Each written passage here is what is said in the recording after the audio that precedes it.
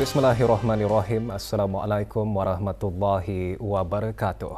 Prasarana sekolah yang kondusif serta inisiatif dalam menyokong pelaksanaan pindaan Akta Pendidikan Wajib Penggal 211 umur wajib bersekolah 6 tahun kepada 5 tahun mendapat perhatian Menteri Hal Ehwal Agama dan Menteri Pendidikan semasa lawatan kerja ke 3 buah sekolah. Lawatan yang berhormat Pihin Udana Hatib Datuk Peruka Seri Setia Ustaz Haji Awang Badaruddin bin Pengarah Datuk Peruka Haji Awang Othman dan yang berhormat Datin Seri Setia Dr. Dayang Haji Rumaizah binti Haji Muhammad Saleh diadakan bersempena dengan permulaan persekolahan bagi tahun akademik 2024. Semasa lawatan, rombongan meninjau aktiviti-aktiviti kembali ke sekolah. Menteri Hal Ehwal Agama dan Menteri Pendidikan berinteraksi dengan para guru dan pelajar semasa lawatan tersebut serta memberi kata-kata motivasi.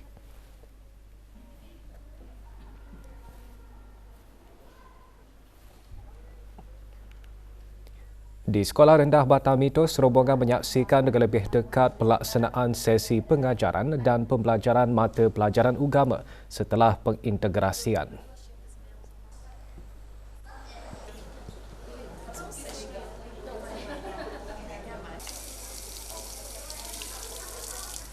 Rombongan juga ke Sekolah Rendah Lumapas bagi memastikan prasarana yang sedia ada adalah kondusif untuk mendukung sesi pengajaran dan pembelajaran dan menyaksikan inisiatif yang dijalankan di sekolah dalam menyokong pelaksanaan pindaan Akta Pendidikan Wajib.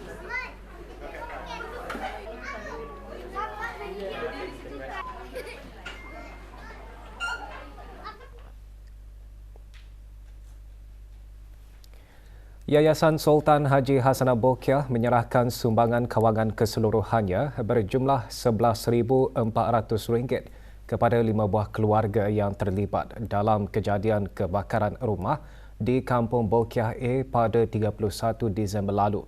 Majlis penyampaian sumbangan diadakan di Rumah Transit Yayasan. Sumbangan disampaikan oleh Dr. Dayang Nur Imtihan binti Haji Abdul Razak, Setiausaha Tetap Perancangan Guna Tanah dan Alam Sekitar Kementerian Pembangunan selaku pemangku pengarah urusan yayasan. Juga diselajurkan penyampaian sumbangan daripada Jabatan Pembangunan Masyarakat JAPIM oleh Dayang Haji Nur Ashikin binti Haji Johari, Setiausaha Tetap Kemasyarakatan Kementerian Kebudayaan Belia dan Sukan. Mangsa-mangsa kebakaran pada masa ini ditempatkan sementara di Rumah Transit Kampung Bolkiah A dan flat penempatan sementara Kampung Belimbing Subang.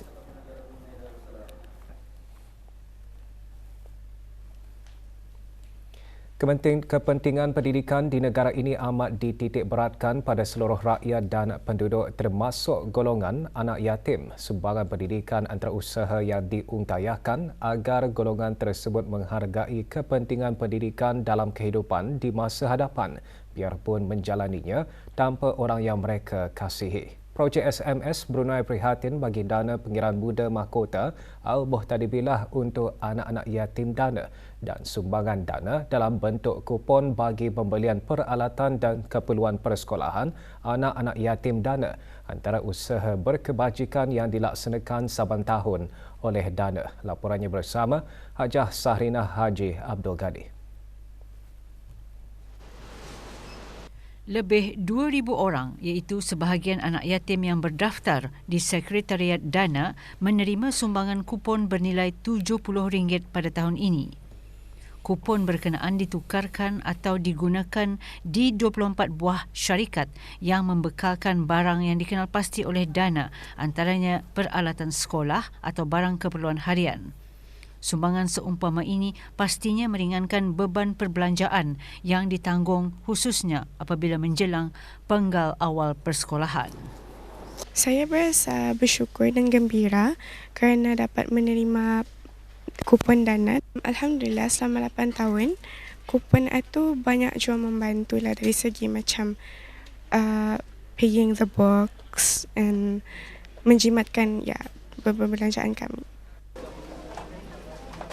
Anak-anak yatim di Hasrat dapat memanfaatkan sepenuhnya sumbangan yang diterima dan seterusnya mendorong mereka untuk mempertingkatkan pencapaian pendidikan sehingga mencapai kejayaan. Gerakan dakwah terus dipergiat melalui program-program penyebaran dakwah dan kursus bimbingan mu'alaf. Usaha tersebut membantu meningkatkan bilangan saudara baru di negara ini. Menurut statistik Pusat Dakwah Islamiah, lebih 800 orang memeluk agama Islam dari Januari 2022 sehingga November 2023. Bagi tahun 2023 sahaja, daerah Brunei dan Muara mencatatkan jumlah tertinggi iaitu 181 orang, diikuti dengan daerah Tutung dengan 92 orang, daerah Belait 73 orang dan daerah Temburung 9 orang. Bangsa dusun antara yang mencatatkan jumlah tertinggi dengan 114 orang, diikuti dengan Iban 83 orang, Filipina 71 orang, China 60 orang, lain-lain bangsa 17 orang, 7 orang Murut, 2 orang Bisaya dan 1 bangsa Eropah. Melalui kursus skim bimbingan mu'alaf, ia terus menjadi wadah untuk melahirkan saudara baharu berkualiti yang peka kepada ilmu-ilmu pengetahuan menjurus ke arah memantapkan akidah mengikut syariat Islam. Laporan Rosima Sulaiman untuk Berita RTB. Sistem meter pintar USMS mengalami masalah pada 17 Disember 2023 hingga 27 Disember 2023 yang mengakibatkan ketidakselarasan dalam penggunaan dan akaun meter pintar. Sehubungan itu, DST Network Sendirian Berhad DSTN memaklumkan kepada orang ramai bahawa masalah berkaitan sistem telah diperbetulkan pada 29 Disember 2023. Walau bagaimanapun, beberapa pelanggan mungkin masih mengalami kesulitan.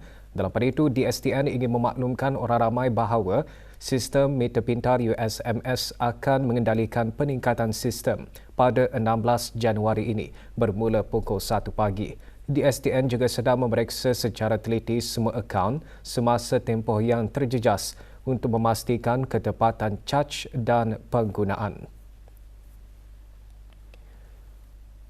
Sebarang pertanyaan dan penjelasan lanjut hubungi talian Darussalam 123 atau 739-9889 atau 739-9899 semasa waktu bekerja atau email ke contact.usms@datastream.bn.